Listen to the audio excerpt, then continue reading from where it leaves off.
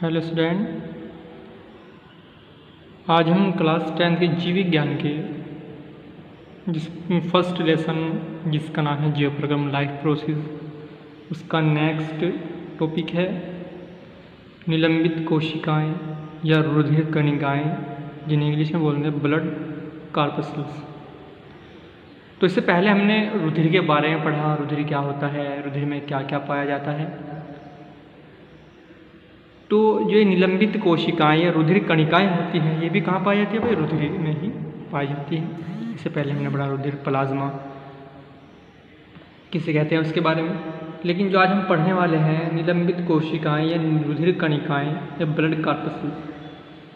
ये रुधिर कणिकाएं रुधिर के आयतन का कुल 45% भाग बनाती है। जो रुधिर कणिकाएं होती हैं ये रुधिर के आयतन का कुल 45% भाग बनाती है। और रुधिर कणिकाएं 3 प्रकार की होती हैं, जो हम पढ़ने वाले हैं उनके बारे में डिस्कस करने वाले हैं। नंबर 1 होती है इसमें लाल रुधिर कणिकाएं, जिसे रेड ब्लड कॉर्पस्कल्स या आरबीसीएस या इरेथ्रोसाइट्स भी कहते हैं।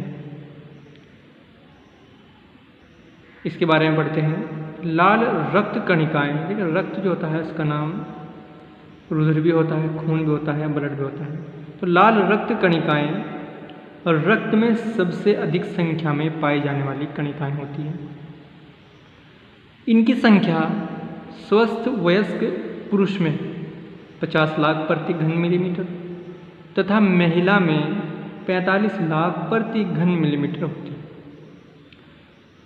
ये कैसे आकार की होती है? ये चपटी, अंडाकार या डिस्क के आकार की होती है। इनमें लाल रंग का एक विशेष प्रकार का प्रोटीन पाया जाता है, प्रोटीन होती है जिसे हीमोग्लोबिन कहते हैं। क्या कहते हैं? जिसे हीमोग्लोबिन कहते हैं। जो कैसे रंग की होती है? लाल रंग की एक विशेष प्रकार की प्रोटीन होती है। इसी के कारण रुधिर का रंग लाल होता है। किसी कारण? हीमोग्लोबिन के कारण। और हीमोग्लोबिन ऑक्सीजन तथा कार्बन डाइऑक्साइड का शरीर में परिवहन करता है, यानी कि उसका ट्रांसपोर्टेशन करता है। कौन? हीमोग्लोबिन। किसका? ऑक्सीजन और कार्बन डाइऑक्साइड गैस का। ठीक है। तो लाल रुधिर कणिकाओं का जो जीवन काल होता है, लाइफ स्पैन जो होता है, वो 120 दिन का होता है। और एक ऐसी होती है केंद्रक विहीन होती है, इसमें कोई केंद्रक नहीं पाया जाता। तो ये देखते हैं ये क्या है? रुधिर कणिकाएं। कौन सी? लाल रुधिर कणिकाएं। ये कौन सी कणिकाएं? लाल रुधिर कणिकाएं होती है। और इनका आकार कैसा होता है? चपटा होता है या अंडाकार डिस्क के समान होती है। इनमें कोई केंद्रक उपस्थित नहीं होता, कोई केंद्रक उपस्थित या केंद्रक विहीन होती है। उनका जो जीवन काल होता है उसको 120 दिन का होता है, यानी कि 120 दिन तक ये जीवित रहती है। अब नंबर 2 आ गई श्वेत रुधिर कणिकाएं, जिसे व्हाइट ब्लड कॉर्पस्कल्स या WBC भी कहते हैं। ये कैसी होती है? बड़े परिमाप की अलग अलग आकार तथा संरचनाओं में मिलने वाली कणिकाएं होती हैं। और इन्हें क्या कहते हैं भाई? ल्यूकोसाइट भी कहते हैं या कहा जाता है। रक्त में इनकी संख्या 5000 से 11000 प्रति घन मिलीमीटर होती है। और श्वेत रक्त कणिकाओं को शरीर के सिपाही भी कहा जाता है। क्यों कहा जाता है सिपाही? क्योंकि ये शरीर की रोगों से रक्षा करती है। ये हानिकारक जीवाणुओं तथा मृत कोशिकाओं का भक्षण करके उन्हें नष्ट कर देती है। ये कणिकाएं संक्रमण तथा घाव के प्रति शरीर प्रतिरक्षा या एंटीबॉडी,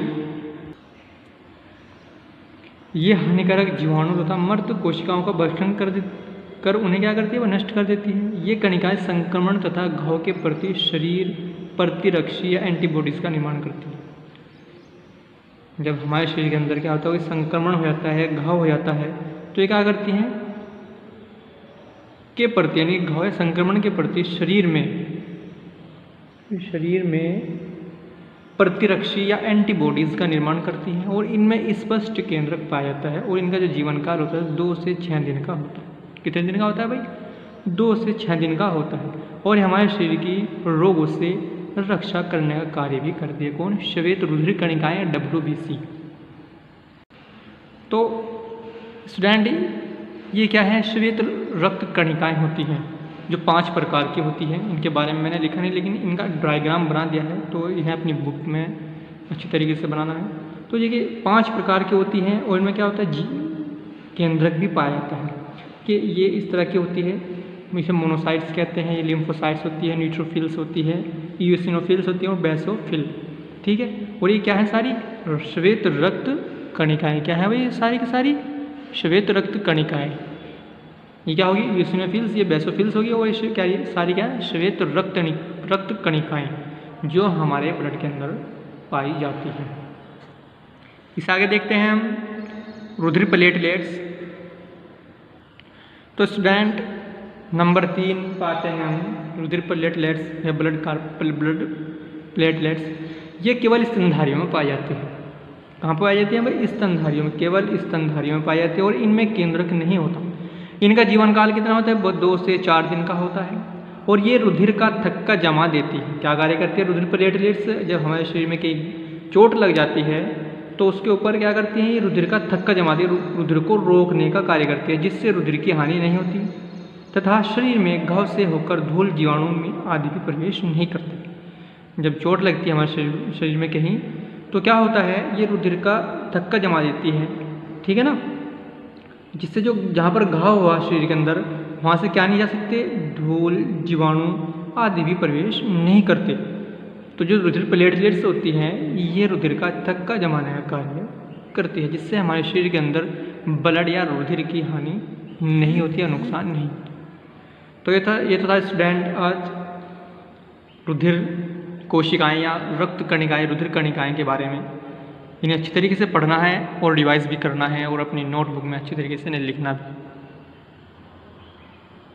तो नेक्स्ट वीडियो में जो हम पढ़ेंगे वो अगला टॉपिक पढ़ेंगे, अगले टॉपिक के बारे में डिस्कस करेंगे। आज के लिए इतना ही काफ़ी स्टूडेंट।